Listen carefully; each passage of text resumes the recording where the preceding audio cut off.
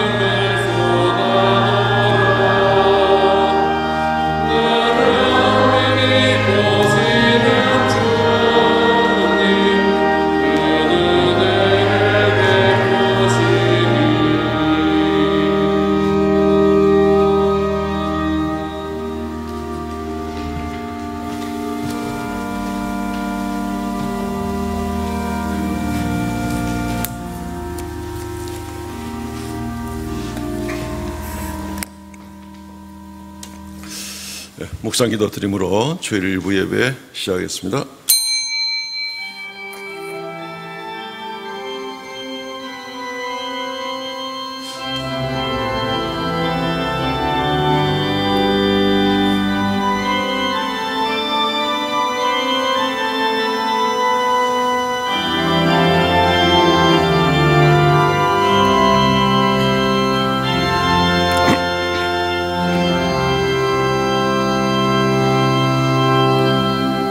하나님이여, 내 속에 정한 마음을 창조하시고 내 안에 정직한 영을 새롭게 하소서.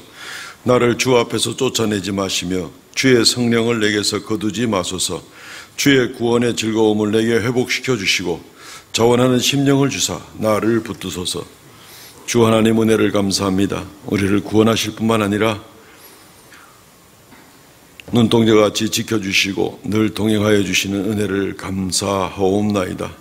늘 자주 넘어지고 늘 주 앞에 부족합니다. 하나님, 이 예배의 시간을 통하여 저희를 더욱 정결케 하시고 오늘 이후로 더욱 성령 충만하여 주 앞에 일어나 걷기도 하고 뛰기도 하고 즐거워하며 하나님과 동행하는 우리가 되게 하여 주옵소서.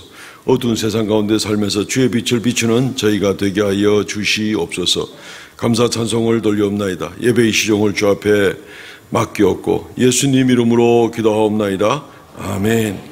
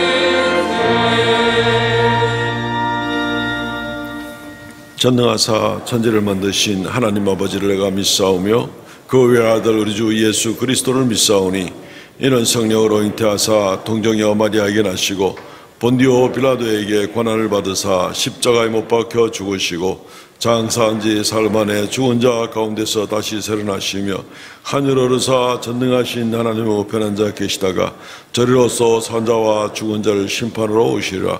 성령을 믿사오며 거룩한 공회와 성도가 서로 교통하는 것과 죄를 사하시는 것과 몸이 다시 사는 것과 영원히 사는 것을 믿사옵나이다. 아멘.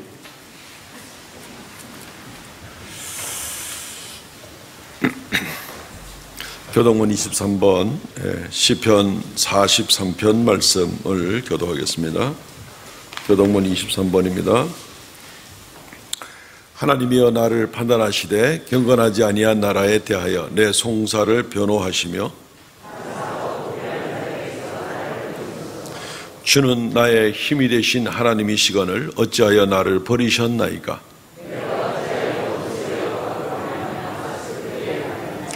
주의 빛과 주의 진리를 보내시어 나를 인도하시고 그런즉 내가 하나님의 제단에 나아가 나의 큰 기쁨의 하나님께 이르리이다.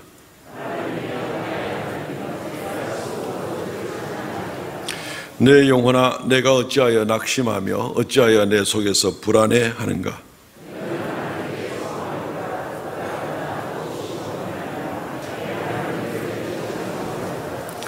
아멘.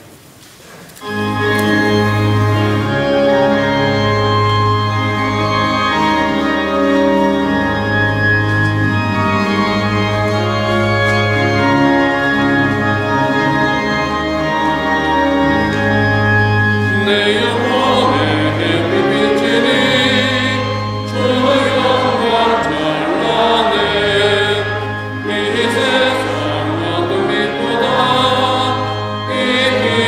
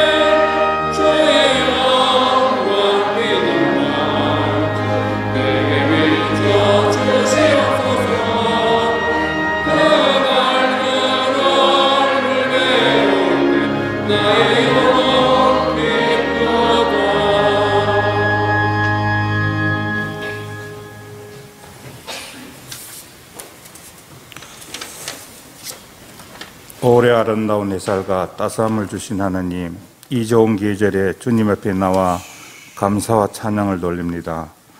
오늘 특별히 어린이 주일을 맞이하여 어린아이와 같이 순수하고 깨끗한 마음으로 예배에 드릴 수 있도록 은혜를 주옵소서.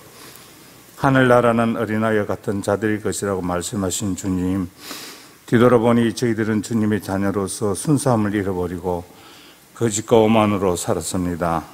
진리의 열정도 잃어버리고 위선만 가득하였지만은 이를 깨닫지 못하고 살았습니다. 이 시간 회개하오니 용서하여 주옵소서. 얼마나 많은 어린이들에게 발생한 문제들도 제 어른들의 이신과 무관심과 욕심이 빚어진 것을 알게 하시고 주님께서 본을 보여주신 대로 어린이를 진정으로 이해하고 받아들이고 아끼기보다 어른들 입장에서 무조건 강요와 독선적인 모습을 강했음을 고백합니다. 이 시간 부모로서 자녀들을 진정으로 사랑하지 못했음을 고백하고 용서하여 주시옵소서.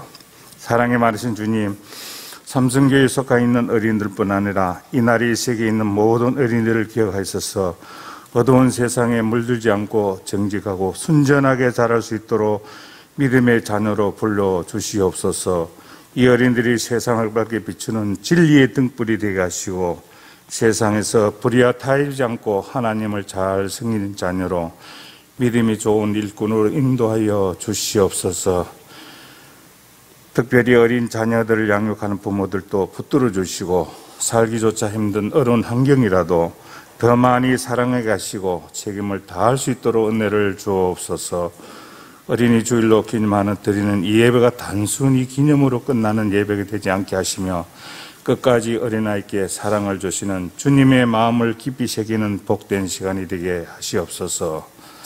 말씀을 준비하여 강단에 서신 목사님에게 은혜를 다하여 주옵소서. 선포하시는 말씀마다 저희들에게 새 힘을 얻고 또 영육간에 강건케 하게 말씀으로 새롭게 거듭나가는 이 시간 되게 하여 주시옵소서. 하나님께 비옵니다. 저희들이 마음은 간절하나 몸이 불편하고 또 이 자리에 함께하지 못한 성도들도 있습니다. 어려움 중에 있는 성도들, 또한 마음의 시험 중에 있는 성도들, 그 성도들까지도 하나님께서 긍휼히 베풀어 주옵소서. 그 가운데 병중에서 어려움을 당하고 있는 성도들도 있습니다.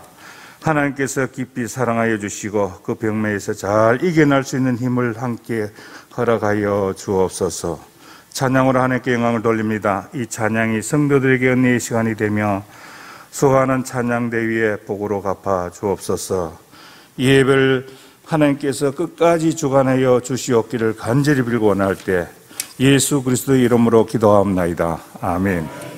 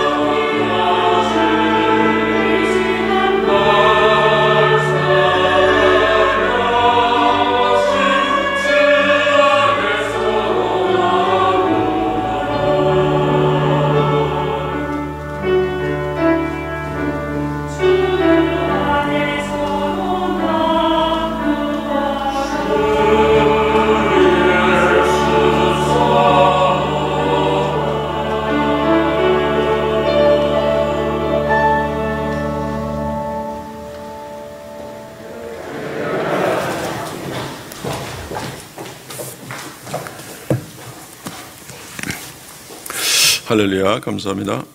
하나님 말씀 출애굽기 20장 말씀입니다. 출애굽기 20장 7절 말씀, 다 같은 목소리로 읽었으면 좋겠습니다. 출애굽기 20장 7절 시작. 너는 내 하나님 여호와의 이름을 망령되게 부르지 말라. 여호와는 그의 이름을 망령되게 부르는 자를 죄 없다 하지 아니하리라. 아멘.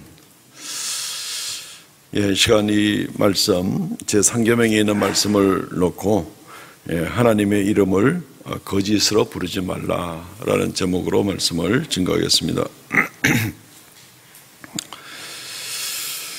방관자 효과라는 말을 혹시 들어보셨는가 모르겠습니다. 대학의 심리학과에서 반드시 꼭 다루고 넘어가는 기본적인 이야기라고 합니다. 이 말이 시작된 것은 1964년도에 한 사건이 계기가 되었습니다.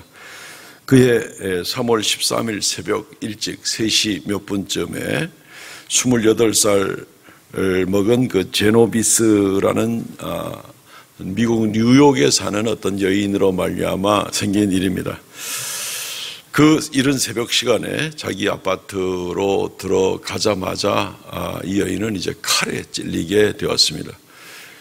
그렇게 해서 소리를 지르고 내가 칼에 찔렸습니다. 도와주세요 하고 이렇게 소리를 질렀는데 그 주변에 이제 그 아파트도 있고 그 주변의 아파트들도 있고 그렇게 해서 사람들이 다 들을 정도로 굉장히 큰 목소리로 내가 칼에 찔렸습니다. 도와주세요 하고 외쳤는데 사람들이 돕지 않았다는 것입니다. 소리가 커서 아파트들의 불이 켜지고 앞동 뒷동 옆집 다 불 켜지고 어떤 사람은 소리를 질러서 그냥 그 여자를 내버려 둬라 하는 이야기도 하긴 했지만 아무도 적극적인 어떤 행동을 취한 사람이 없었습니다. 이 범인은 잠시 나갔다가 들어와서 이 여인을 또 찔렀습니다. 사람들은 점점 구경꾼의 입장에 서게 되었고 심지어 창문 가까이에 자기 의자를 갖다 옮겨놓고 구경을 하기도 하고 잘 보려고 자기 집에는 불을 꺼놓고 하는 이제 이런 해프닝까지 벌어지게 되었습니다. 범인은 나갔다가 다시 세 번째 또 들어옵니다. 그래가지고 이 여인을 또 찌릅니다. 그래서 결국 이 여인은 이 처음 칼에 찔리기 시작한 다음부터 한 30분 정도를 범인이 3번 왔다 갔다 하는 가운데에서 여러 번 이렇게 칼에 찔리게 되었고 30분이 지난 다음에서야 그 중에 어떤 사람이 전화를 경찰서에 해서 경찰은 2분 만에 그 집에 도착을 했습니다. 그런데 이제 시간은 너무 늦어서 그 여인은 결국 그 제노비스라는 여인은 죽게 되었죠. 경찰들은 이제 그런 얘기를 합니다.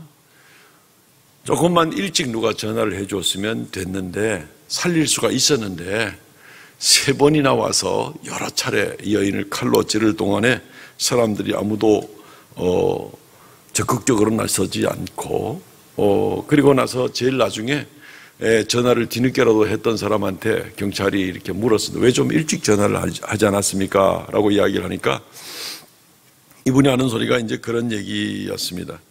나는 그 일에 관여가 되고 싶지 않았습니다. 라는 이런 이야기를 하게 됐다는 겁니다. 이 사건은 그 이후로 굉장히 유명한 사건이 됐습니다. 신문에도 나고 역사책에도 나고 심리학 책에는 무조건 하고 실리고 아주 유명한 사건이 되었는데 이 제노비스라는 이 여인이 죽은 것보다도 여기에 구경꾼으로 있었던 38명의 이야기 때문에 그렇습니다. 38명의 이 방관자들에 관한 이야기 때문에 이게 사회적 문제가 일어나게 되고 나중에 이렇게 저렇게 알려지게 되었습니다.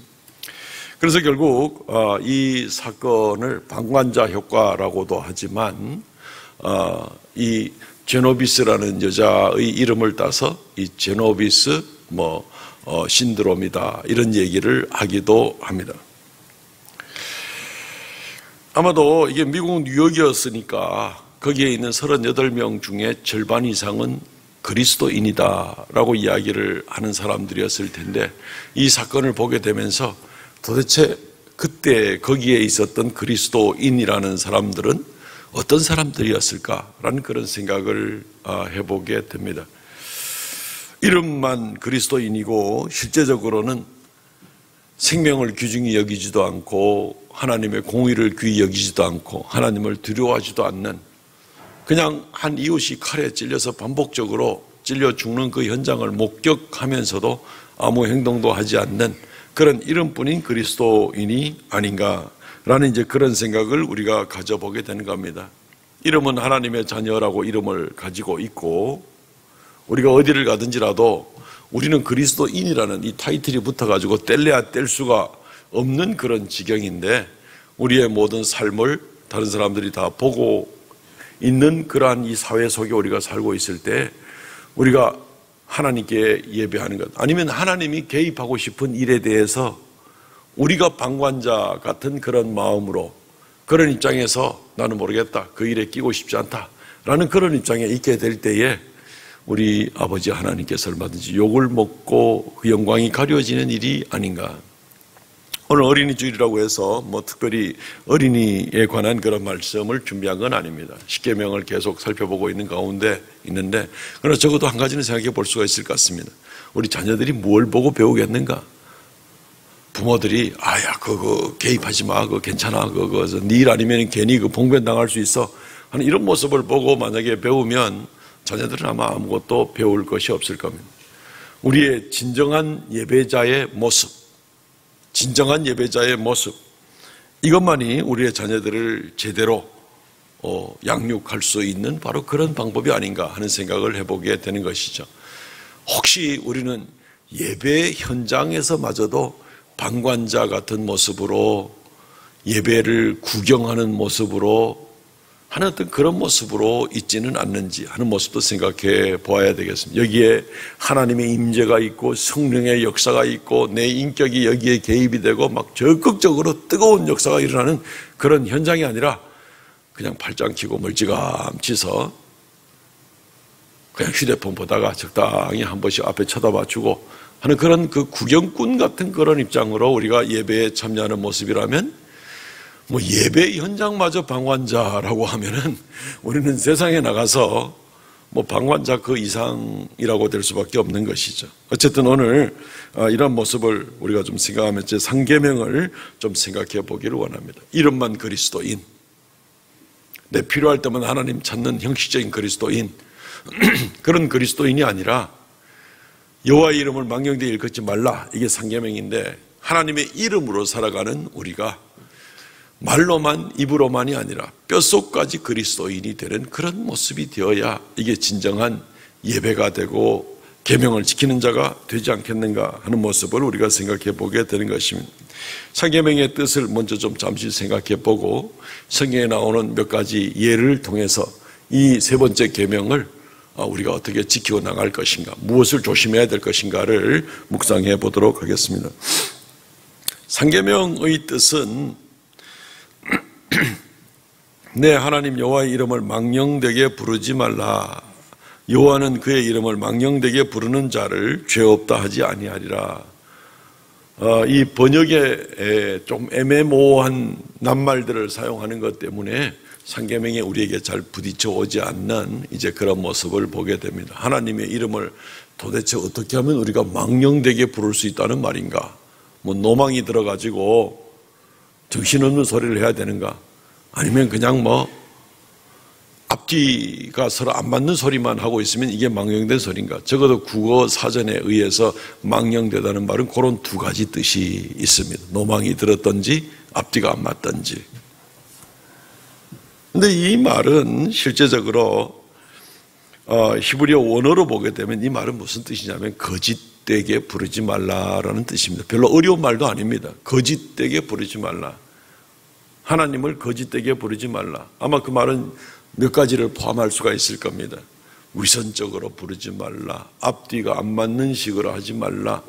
그냥 하나님에 대한 의식을 전혀 인격적인 그런 생각을 마음에 갖지도 않으면서 그냥 멍하니 앉아있는 그런 예배 생활을 하지 말라. 이런 모든 것들이 다 거짓되게, 공허하게, 헛되게라는 이제 그런 뜻이 될 것입니다. 하나님의 이름을 거짓되게 부르지 말라 또는 헛되게 부르지 말라. 이렇게 번역이 되어야 될 것이 고쳐지지 않고 계속해서 망령되이 부르지 말라 이렇게 되어 있는 것입니다.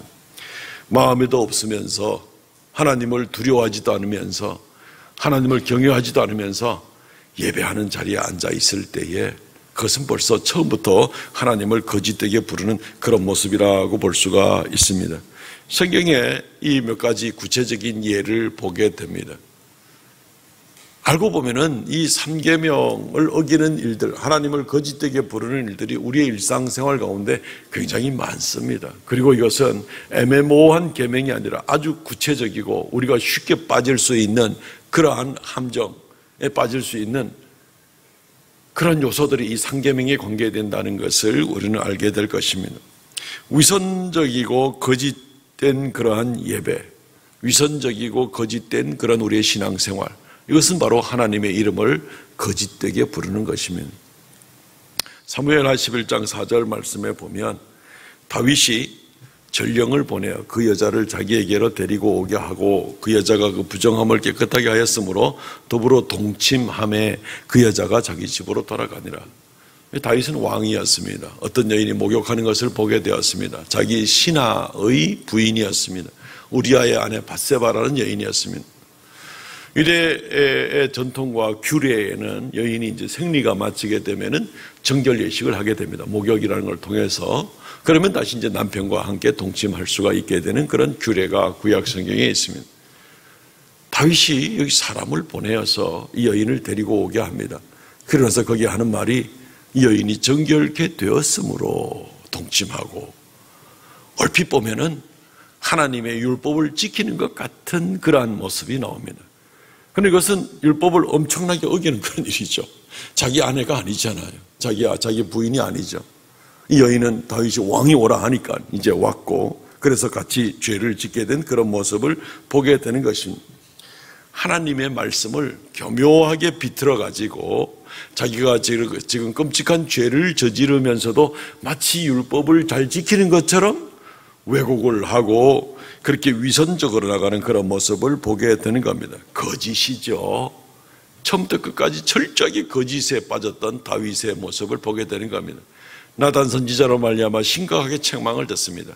그러니까 다윗이 고백을 합니다. 시편 51편 10절 말씀에 하나님이여 내 속에 정한 마음을 창조하시고 내 안에 정직한 영을 새롭게 하소서. 내가 순 거짓 덩어리였습니다. 거짓 덩어리였습니다. 겉으로는 하나님을 누구보다 사랑하는 임금이라 그러고 다윗 임금이 정말 하나님을 경외하는 것 같지만 사실은 이렇게 교묘하게 거짓으로 내가 살아왔던 사람입니다. 정직한 영을 새롭게 하소서. 그리고 오늘 예배 시간이 시작하면서 읽어드렸던 말씀처럼 나를 주님 앞에서 쫓아내지 마옵소서. 하나님은 속임을 당하는 분이 아니잖아요. 거짓된 모습으로 하나님 앞에 앉아있을 때 하나님께서 그 예배를 받아들이냐면 안 받아들이잖아요. 오히려 하나님은 역겹다고 쫓아낼 수가 있을 겁니다. 또한 이 하나님을 거짓되게 부르는 이 3계명은 말 그대로 형식적으로 공허한 그런 예배를 드리는 것, 이것도 결국 이 3계명에 해당되는 그런 모습이라고 볼 수가 있습니다. 하나님께 예배를 드릴 때 형식적으로는 예배를 잘 드리는 것 같은데 실제로는 하나님을 두려워하는 마음이 없는 겁니다. 겉모습은 분명히 예배의 자리에 앉아 있습니다. 그리스도인이라 합니다. 그런데 형식적인 겁니다. 속으로는 하나님을 귀히 여기고 싶은 마음이 없는 겁니다. 하나님에게 귀한 것을 드리고 싶은 마음도 없는 것이고, 나의 소중한 것, 시간이든 재능이든 재물이든 생명이든 어떤 것이든지 간에라도 하나님께 드리고 싶은 마음이 없는 겁니다. 말라기서 1장 7절로 8절 너희가 더러운 떡을 나의 제단에 드리고 말하기를 우리가 어떻게 주를 더럽게 하였나이까. 하나님에게 귀한 것 드리는 것이 아니라 아무데도 별로 쓸데없는 것, 이것은 너희가 여호와의 식탁을 경멸히 여긴 것이라. 여호와의 식탁을 경멸히 여긴 것이다. 하나님이 우리가 드린 떡을 먹는 건 아니지만 우리가 드리는 그 정성과 중심을 보신다는 것이죠. 8절 만군의 여호와가 이르노라 너희는 눈먼 희생 제물을 바치는 것이 어찌 약하지 아니하며 저는 것 병든 것을 드리는 것이 어찌 약하지 아니하냐. 총독에게 드려보라. 그걸 기뻐하겠느냐. 사람 중에서도 귀하다고 하는 사람한테 드릴 때에 이 눈먼 희생 제물, 병든 것, 저는 것, 그런 선물을 총독은 안 받겠죠. 나를 뭘로 보고 이런 걸 주는 거야 이렇게 생각을 하겠죠. 그런데 시장에 내놔도 별로 돈 되지 않고 팔리지도 않을 것을 하나님께 드리고, 어차피 하나님께 양 한 마리를 구약시대에 양 한 마리를 드리긴 드려야 되니까 다른 것들은 다 내 실속 챙기고 요거는 별로 뭐 내놔도 돈이 안 되니까 이거 하나님께 드리자. 하나님께 드렸다 하지 않겠느냐. 내가 하나님께 드리지 않았다고 누가 말할 수 있겠느냐. 전혀 하나님을 사랑하거나 두려워하는 마음이 없이 형식적으로만 예배하는 그러한 삶의 모습, 거짓으로 여호와의 이름을 부르는 것이다 라는 것입니다. 말라기 3장 8절 말씀, 사람이 어찌 하나님의 것을 도둑질하겠느냐. 그러나 너희는 나의 것을 도둑질하고도 말하기를 우리가 어떻게 주의 것을 도둑질하였나이까 하는도다. 이는 곧 11조와 봉헌물이라. 하나님 앞에 드려야 될 11조를 도둑질하는 겁니다. 11조를 막 조작을 하는 겁니다. 자기 마음대로 내 생각대로 알아서 하는 겁니다. 성경은 11조에 규정이 분명히 나와 있습니다. 너희가 얻는 모든 소득의 10분의 1을 하나님께 드리도록 하라.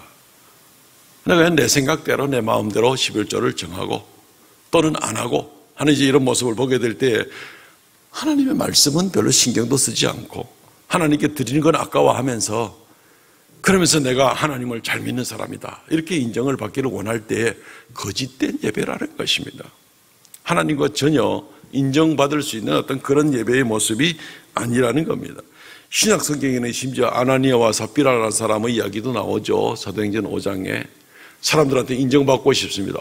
나도 밭을 팔아가지고 교회에다 바쳤으니까 이거 팔아가지고 가난한 사람한테 나눠주면 좋겠습니다. 야, 정말 대단하시네요. 이게 제가 밭 판값의 전부입니다. 사실 그렇게 하지 않아도 되거든요. 이게 무슨 11조도 아니고 의무도 아니고 이건 내가 밭을 팔아서 한 건데 이 중에 일부를 가져왔습니다. 이거 나누면 좋겠습니다. 이러면 좋은데 사람들한테 칭찬을 많이 듣고 싶은 겁니다. 내가 밭을 팔았는데 전부를 교회에 드립니다. 사실은 절반을 뚝 띄워놓고 자기 주머니에 챙겨놓고 그러니까 이게 거짓된 예물을 드리는 거죠. 그날로 아나니아와 삽비라 부부가 목숨을 잃어버린 사건이 사도행전 5장에 나오는 겁니다. 거짓된 예배는 그냥 사람이 그럴 수도 있지 하고 넘어가는 것이 아니라 거짓된 예배는 하나님께 버림을 받아서 목숨을 잃어버릴 수도 있다 할 정도로 심각한 것입니다. 우리가 예배하지 못하고 하나님을 만나지 못하고 하나님께서 우리를 인정해 주지 못하고 우리 인생은 아무것도 아닙니다. 그냥 이 땅에 몇십 년 살다가 그냥 흙으로 돌아가고 썩어지고 마는 것이죠. 하나님께 인정받지 못하면. 하나님이 가장 소중하다고 말을 하면서 실제로는 하나님을 귀히 여기지 않는다면 그것은 자녀를 양육하는 방법도 아니고 우리가 먼저 인정받는 방법도 아니고 거짓된 예배 그 자체일 뿐입니다. 탐욕에 빠진 사람들도 참 많죠. 형식만 이렇게 그래도 내가 좀 뭔가 찝찝하긴 하지만 뭐라 하겠어 이런 정도가 아니라 아예 대놓고 탐욕을 부리는 그런 사람들이 많이 있었죠.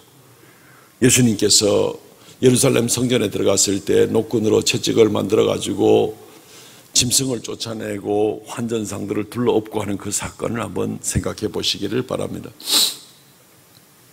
그들이 짐승을 들여놓고 있는 바람에 예루살렘 성전 안에서 아무도 기도할 수 없게 만든 겁니다. 그냥 온통 남자든 여자든 유대인이든 이방인이든 아무도 기도하지 못하고 경배하지 못하게 짐승 울음소리와 짐승의 똥 냄새와 거기다가 호객하는 소리와 이런 것에다가 옆에 기도 소리도 같이 슬쩍 끼어 들어가는 이런 이 일들을 누가 주도하게 됐냐면은 제사장들이 그 짓을 하게 된 겁니다. 장사꾼들과 짜고 나서 좋은 자리 주고 성전 바깥에서 재물을 매매했어야 되는데 성전 안에 들어와서 아무도 기도하지 못하게 만드는 이런 모습을 보게 되는 겁니다. 탐욕에 눈이 먼 겁니다. 그들에게 뇌물을 받는 겁니다.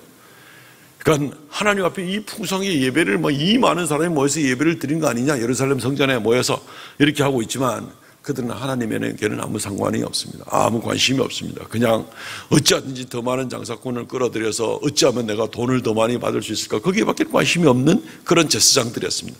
탐욕으로 인해서 하나님을 완전히 무시하는, 그래서 하나님을 결코 높이지 않고 하나님을 경홀히 여기는 바로 그런 형식을 넘어서 이건 노골적으로 나가는 그런 거짓된 모습으로 나오는 그런 예배의 모습을 보게 되는 겁니다.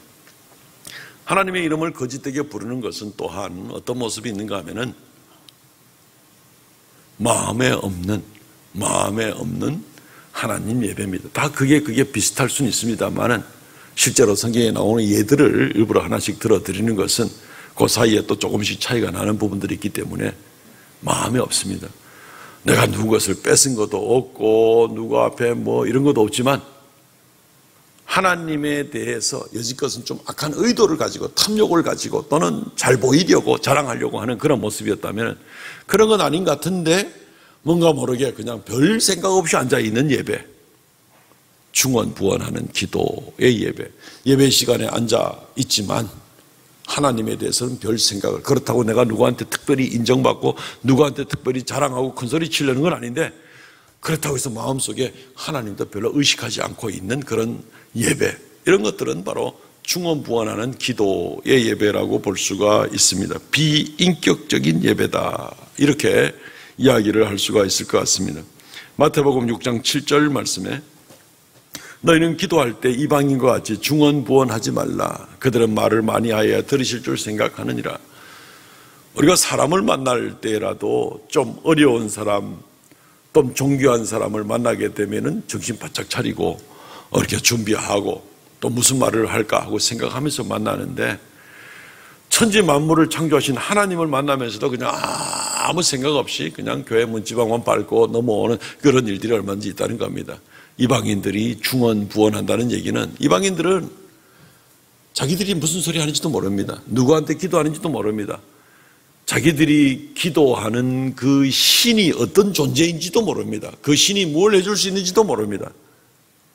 그냥 막연하게 생각을 하고 기도하고 오히려 어디에 초점이 있는가 하면은 내가 그분과의 인격적인 교제 가운데 그분의 기뻐하시는 그 원칙대로 하나님께까지 나갈 때 그분이 나를 어떻게 인정해 주느냐, 이런 것이 아니라 그분이 듣든지 아니 듣든지 상관없습니다. 내가 열심을 내면 이것이 그냥 지성이면 감천이다 라니까 저절로 뭐가 잘 되겠지 하고 막연한 겁니다. 뭡니까? 하나님과 인격적인 관계는 단절된 그런 모습을 보게 되는 겁니다. 중언부언하지 말라. 그들은 말을 많이 하여야 들을 줄 생각하느니라.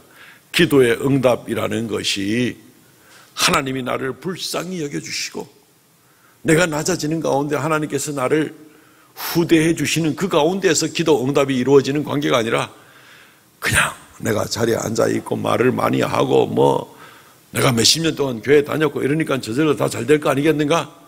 아무 소용이 없는 그런 얘기가 되는 겁니다. 인격적인 교감이 하나님과 전혀 없는 것, 이것도 역시 하나님과 연결되지 않은 그런 예배이기 때문에 하나님의 이름을 거짓되게 부르는 것과 마찬가지다라는 것을 우리는 볼 수가 있습니다. 어떤 사람들은 타협을 하는 사람들도 있죠. 타협을 합니다. 신약 성경에 보면은 이 거짓 맹세하는 사람들을 보게 되는 겁니다. 스스로 피해 나갈 구멍을 만들어 가지고 이 정도는 이렇게 괜찮은 거야. 그건 안 되지만 이거는 되는 거야. 이런 식으로 자기 스스로 타협을 하고 나가는 그런 모습을 보게 되는 것입니다. 오늘 새벽에도 비슷한 말씀을 드렸습니다만은 그러다가는 제 방 구멍이 하나 뚫혀지고 점점 구멍이 넓어져서 나중에는 제 방 뚝이 무너지는 것처럼 하나하나 자기 스스로를 합리화하고 조금씩 타협해 나가는 그런 모습이라면 결국은 인생 전체가 다 망가지고 마는 그러한 예배 생활, 예배도 아닌 예배 생활이 되고 마는 그런 모습이 되는 것이죠. 레위기 19장 12절 말씀에 보면은 거짓 맹세에 관한 부분이 나옵니다. 너희는 내 이름으로 거짓 맹세함으로 내 하나님의 이름을 욕되게 하지 말라. 나는 여호와니라. 상계명에 직접 연결되는 그런 구절이죠. 내 이름으로 거짓 맹세함으로 하나님의 이름을 욕되게 하지 말라. 거짓 맹세하지 말라는 겁니다. 거짓 맹세. 하나님의 이름으로 맹세해놓고도 안 지키면 그것은 정말 더 큰일이겠죠. 우리 그리스도인들은 하나님의 이름으로 맹세를 하게 될 때는 손해가 나더라도 반드시 지켜야 됩니다. 반드시 지켜야 됩니다. 웨스트민스터 신앙고백에 사람이 진실하다면 맹세할 필요도 없지만 맹세한 약속의 신실성을 위해서 보증을 거는 것이다. 그러므로 죄가 되지 않는 이상은 해가 될지라도 그 맹세를 지켜야 한다. 해가 될지라도 맹세를 지켜야 된다. 하나님과의 약속은 반드시 지켜야 되죠. 저는 제가 신학을 하기로 작정을 했을 때에 20대 초에 작정을 하고 시간이 좀 2, 3년 지나가면서 좀 마음이 흔들린 적도 있었습니다. 세상에 다른 것이 욕심도 나고 좀 폼나게 살고 싶은 그런 유혹의 시간들이 좀 있었습니다. 그러다가 나중에 친구의 경고를 듣고 크게 회개를 하고 그리고 나서 이제 신학을 가서 잘하기나 못하기나 오늘까지 하나님 앞에 그 약속을 지키고 나오는 그런 입장에 있습니다. 제가 아들을 놓을 때에 하나님 앞에 서원을 했습니다. 이 아들이 하나님 앞에 드려지도록 하겠습니다. 그 자라나면서 굉장히 걱정이 되는 거예요. 이 아이가 싫다 그러면 어떡하지? 하면서 걱정이 되는 거예요. 아직까지도 기도하고 있습니다. 물론 하나님 앞에 곁길로 가겠다고 하지는 않아서 그나마 감사한데 굉장히 조바심이 있습니다. 왜냐하면 하나님과의 서약을 지켜야 되기 때문에 그렇습니다. 정말 함부로 약속을 해서는 안 되겠구나 싶은 생각이 듭니다. 약속을 한두 가지만 해놔도 이거 일생이 걸린 문제다 보니까 이게 정말 하나님 앞에 약속을 얼마나 두려워하면서 감당해야 되겠는가. 우리는 그리스도인이기 때문에 사랑과의 약속도 물론 신실해야 되고 하나님과의 약속은 더 신실해야 되는 그런 부분들을 우리는 생각해야 됩니다. 마태복음 5장 33절 이하에 보면은 하나님과의 약속을 교묘하게 비트는 일들이 참 많이 있습니다. 옛사람에게 말한 바 헛맹세하지 말고 내 맹세한 것을 주께 지키라 하였다는 것을 너희가 들었으나 나는 너희에게 이르노니 도무지 맹세하지 말지니. 헛맹세하지 말고 제대로 지키라는 얘기는 맹세를 하나님의 이름으로 하지 말고 다른 것으로 하면은 맹세가 제대로 될 수 있는데 괜히 하나님의 이름으로 맹세했다고 손해보지 말라 이런 식으로 가르침을 들었다는 겁니다. 성경에는 그렇게 말하고 있지 않는데 그래서 이 사람들이 가르치는 그 내용을 예수님이 꼬집어서 얘기를 하기를 34절 말씀에 하늘로도 하지 말라 이는 하나님의 보좌임이요 35절 땅으로도 하지 말라 이는 하나님의 발등상임이요 예루살렘으로도 하지 말라 큰 임금의 성임이요 36절 내 머리로도 하지 말라 내가 한터럭도 쉬고 검게 할 수 없을 때문이요 37절 오직 너희 말은 옳다 아니라 하라. 예수님은 맹세하지 말라고 심지어 이야기를 합니다. 왜냐하면 맹세는 반드시 지켜야 되니까. 나쁜 건 뭐냐면은 맹세를 해놓고도 지키지 않는 겁니다. 그런데 맹세를 다 지키기가 힘들다 보니까 맹세를 살짝 모양새를 바꾸는 겁니다. 하나님의 이름으로는 맹세하지 마. 그런데 저 하늘로서는 맹세해도 조금 봐줄 수 있어. 좀 강도는 세겠지. 예루살렘으로는 맹세하면 조금 더 많이 봐줄 수 있어. 예루살렘 성전으로 걸고 맹세하면 조금 더 많이 봐줄 수는 있어. 그래서 사람이 맹세할 때 틈을 두고 맹세를 해야지 갔다 가다가는 큰일 날 수가 있어. 그래서 네 맹세가 조금 처음부터 이렇게 좀 조정을 해서 맹세를 해야지 지키지도 못할 헛맹세 가지고 큰일 나는 거야. 이런 식으로 가르쳤다는 것입니다. 굉장히 어떻게 보면 지혜로운 것 같지만은 얼마나 교활한 그런 모습인가. 주님은 그것을 일절 용납하지 않습니다. 차라리 맹세를 하지 말고 옳다 그러다 이 얘기만 하도록 하라. 그게 차라리 훨씬 낫다라고 얘기를 하는 것입니다. 우리가 하나님 앞에 맹세를 한 일이 있습니까? 우리가 하나님 말씀을 놓고 내가 신실하게 지키겠다고 그렇게 약속을 한 것이 있습니까? 지키십시오. 하나님은 우리가 하나님께 헛말하고 딴소리하고 말 자꾸 바꾸고 하나님 그런 걸 원하지 않습니다. 맹세했으면 맹세를 지키십시오. 굉장히 신실한 모습이 우리에게 필요한 겁니다. 우리 교회가 지원하는 선교사님들 중에 한 분이 지금 베트남에서 그 의료 선교하시는 그 우 집사님이십니다.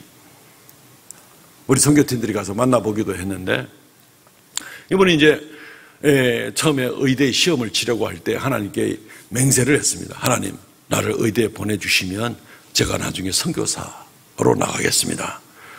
근데 이제 의대에 들어가서 의대 공부를 마치고 이제 울산 지역에서 이제 뭐 전문의를 따고 또 이렇게 병원 생활을 하다 보니까 생활 여건들이 많이 나아졌죠. 예. 근데 이분한테 이제 큰 어려움이 하나 있었습니다. 셋째 자녀가 한쪽 뇌의 크기가 다른 쪽 뇌의 크기보다 3분의 1밖에 되지 않는가 합니다. 이건 큰일 날 일입니다. 평생에 이 아이를, 여자아이인데 이 딸 아이를 돌아보아야 될 그럴 입장에 있습니다. 그런데 자기의 약속을 지키려면 이제 오지에 나가서 선교를 해야 되는데 이 딸을 돌봐야 돼요. 한국에 있으면 그나마 좋은 의료 조건을 가지고 또 좋은 여건을 가지고 끝까지 잘 돌볼 수 있을 텐데 이 외국의 오지에 나가서 어떻게 이 선교를 하면서 저는 그 모습을 잘 지켜봤습니다. 지켜보면서 제대로 이 하나님과의 약속을 지켜지겠는가 봤는데 결국은 이 친구가 그대로 하나님과의 약속을 지키고 완전히 회복되지 않은 가운데에서도 이 딸 아이 데리고 그대로 그냥 베트남에 가서 지금 열심히 선교를 하고 있습니다. 그 아이는 지금도 여전히 장애를 가지고 살고 있지만 적어도 아버지가 또 어머니가 그 하나님과의 그 약속을 지키고 끝까지 나가는 그 모습은 평생 보고 고백을 하고 그렇게 살아갈 것 아니겠습니까?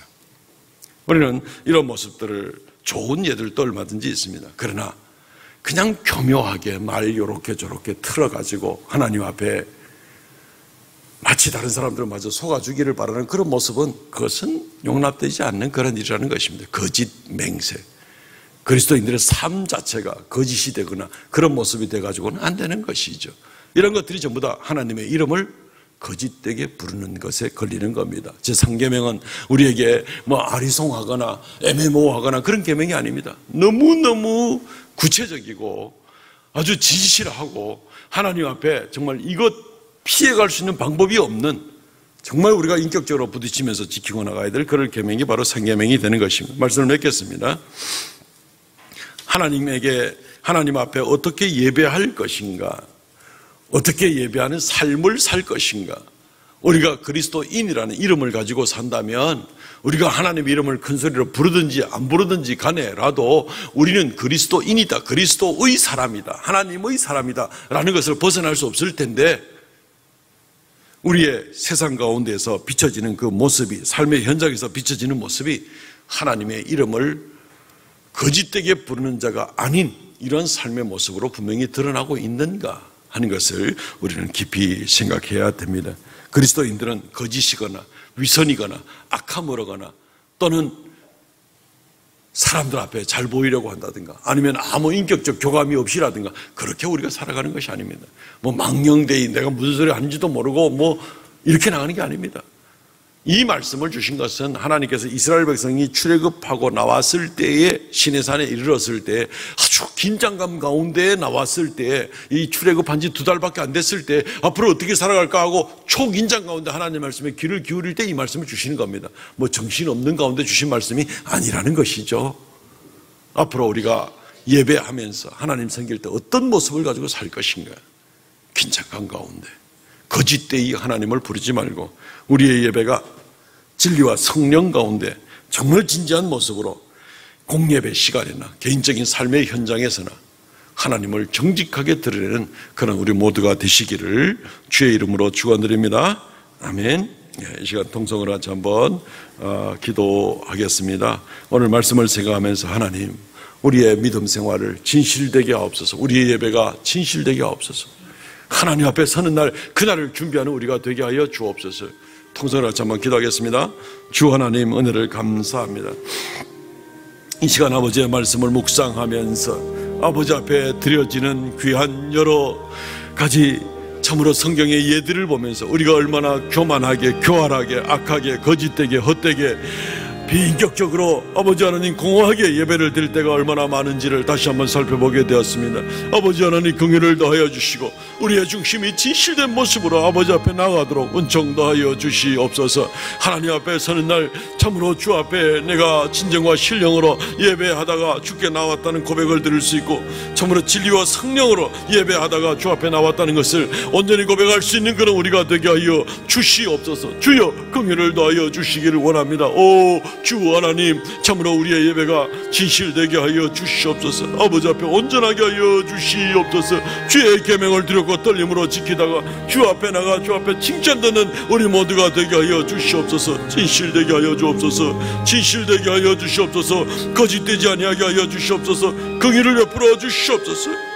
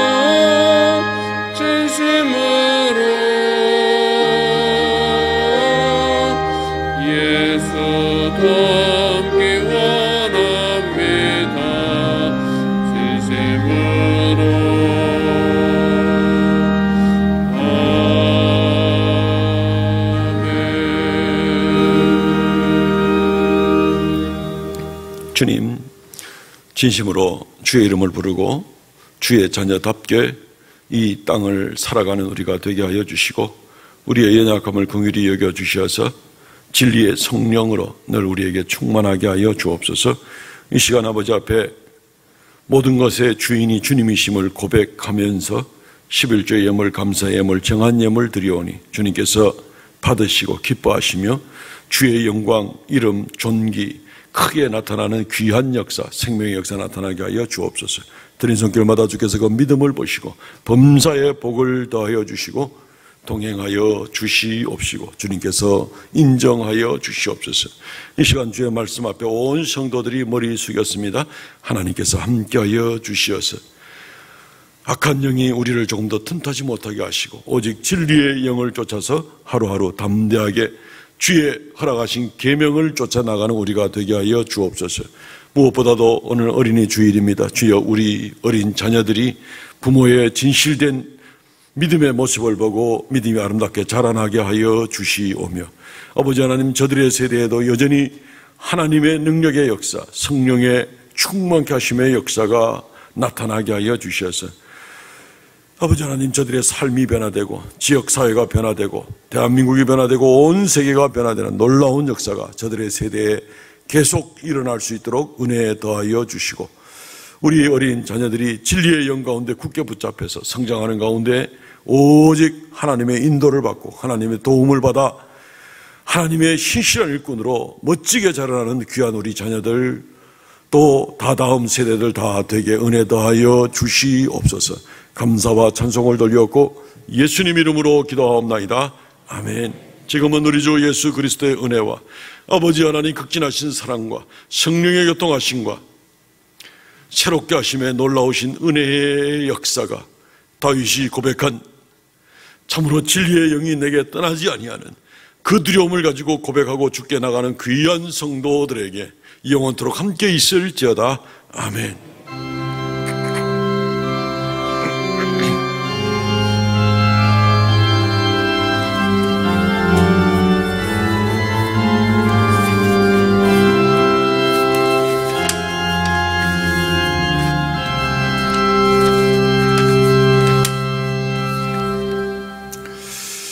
아멘. 예배를 마쳤습니다. 우리 성도들의 교제의 시간입니다. 전후좌우로 진실하게 예배하겠습니다. 진실하게 예배하겠습니다. 인사 나누겠습니다. 주보 광고를 잠재해 주시고요. 1번 광고는 항상 동일합니다. 1번 광고는 항상 동일합니다. 주변 사람들이 우리 교회에 대해서 많이 놀라기 시작합니다. 아직까지 우리 교회에 아무런 문제가 생기지 않았는, 대구 시내 모 큰 교회에서 또 문제가 코로나 바이러스 확진자가 생겨서 또 매스컴을 탄 적이 있습니다. 교회가 특별히 잘못이겠습니까? 그죠? 시장도 뚫리고 전철도 타고 이래 하다가 예배 드렸은 것밖에 없는 그런 입장인데, 교회가 문제는 없지만 어쨌든 우리 교회가 그런 일마저도 해당되지 않아서 얼마나 감사한지 모릅니다. 계속 기도해 주시고 하나님 은혜 가운데 예배가 든든히 설 수 있도록 그렇게 위해서 기도해 주시기 바랍니다. 이번 주 읽을 하나님의 말씀 고린도 전서에서부터 데살로니가 후서까지입니다. 오늘은 어린이 주일입니다. 자녀들을 위해서 많이 기도해 주시기 바랍니다. 2부 예배 시에 세례식, 유아 세례식, 입교식이 있겠습니다. 지난주 광고 드렸는데 대구 삼성교회 직원 선출을 위한 공동회의가 5월 16일 2부 예배 후에 있게 됩니다. 자세한 내용은 지난주 주보에 또 지금도 1층 게시판에 붙어 있게 됩니다. 양식을 좀 추천이나 지원하는 양식이 조금 바뀌었는데 내용은 똑같습니다. 칸 좀 보기 좋게 칸만 좀 조정을 한 것이 있는데 혹시 또 바꿔 사용하려면 바꿔 사용할 수도 있겠습니다. 삼성교회 도서관을 그동안 좀 준비를 했고 아직도 책을 더 많이 구입을 하는 과정에 있습니다. 근데 많이 이용을 해 주시기 바랍니다. 성도들 많이 어울리지 못하고 이제 이러니까 많이 답답하시잖아요. 이 독서를 통해서 우리가 좀 해소를 좀 했으면 좋겠습니다.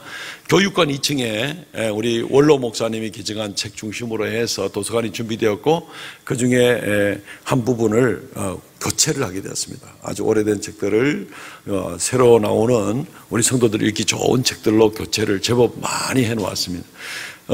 우리 손수정 집사님 수고 많이 해주셔서 거기에 또 우리 남바도 붙이고 컴퓨터 작업도 다 해놨는데 거기 지키는 사람은 없습니다. 우리 성도들 가서 그냥 뽑아서 읽으시고 혹시 빌려 가시고 싶으면 거기 장부가 있습니다. 1층 게시판에 자세히 사용법이 있는데 2권씩 빌려 가실 수 있습니다. 2권씩 2주 동안 빌려 가실 수 있습니다. 장부만 기록해 주십시오. 그리고 돌려 놓는 날 그리고 돌려 놓았을 때는 체크 이렇게 해주시면 되겠습니다. 쉽죠, 그죠? 자율도서관입니다. 그렇게 쓰시면 되겠습니다. 그렇게 해서 독서를 좀 많이 하셔서 영적으로 좀 이렇게 풍성한 그런 은혜를 나누면 좋을 것 같습니다. 문의사항은 우리 손 집사님에게 해주시면 되겠고요. 할렐루야 찬양대 지휘자로 섬기던 우리 고 김정인 권사님 하나님 부름 받고 이제 새로운 지휘자를 임명하게 됩니다. 우리 이은호 집사님을 당회에서 결정하고 오늘 이렇게 임명하게 됩니다. 많이 수고를 부탁을 드립니다. 우리 할렐루야하고 호산나 찬양대는 지휘자는 무조건 하고 음악 전공자만을 세워왔는데, 우리 이은호 집사님은 그 미국에 있는 그 버클리 대학이라고 제법 유명한 대학이 있습니다. 거기서 작곡을 전공하고 돌아오셨습니다. 지금 주차장 봉사 열심히 하고 있는데 7월 달부터는 본격적으로 우리 찬양대가 조금 더 확장해서 활동을 할 수 있도록, 만약 이대로 갈 수만 없기 때문에 그렇게 될 것이고, 관계자들하고 구체적으로 의논을 하도록 하겠습니다. 이은호 집사님이 할렐루야 찬양대 지휘자로 잘 감당할 수 있도록 위해서 기도해 주시고 격려해 주시기를 바랍니다. 이번 주 금요일 기도의 봉사는 제2여전대입니다. 지난주에 등록하신 김영자 성도 다시 한번 환영드리고요. 출산 있습니다. 4월 21일인데 가족들이 얘기를 미처 안 해줘가지고 지난주에 광고를 못했습니다. 우리 여영근 집사님, 최경민 집사님의 둘째죠. 둘째고 아들 등남하게 되었습니다. 이름을 여일애라고 짓게 되었습니다. 축하드리고 또 많이 격려하고 위에서 기도해 주시기 바랍니다. 성경 완독자들입니다. 이승연 권사님, 최태조 권사님, 최건혁 권사님, 장모영 권사님, 이월선 집사님 수고 많으셨습니다. 일어나서 폐회성 부르고 마치도록 하겠습니다.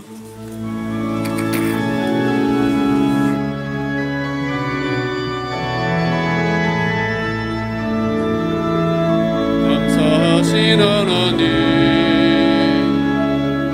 에베네셀 하나님, 살아계신 하나님, 에베네셀 하나님, 여기까지 인도하셨네. 감사하신 하나님, 여기까지 인도하셨네. 살아계신 하나님, 감사하신 하나님,